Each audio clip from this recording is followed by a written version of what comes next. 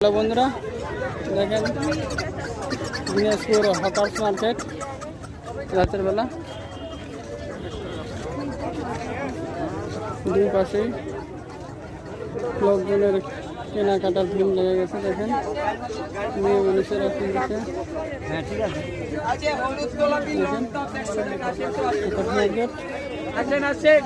Railway কম টাকায় যাবেন না, কাপড় নিয়ে আবার শান্তি পাবেন না। কাপড় টাকা লেগেছে।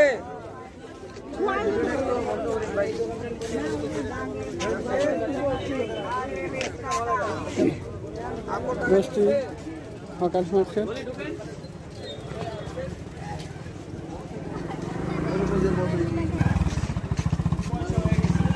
দেখেন ভাইরা হকার্স মার্কেট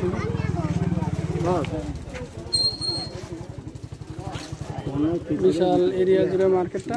দেখেন অনেক সুন্দর।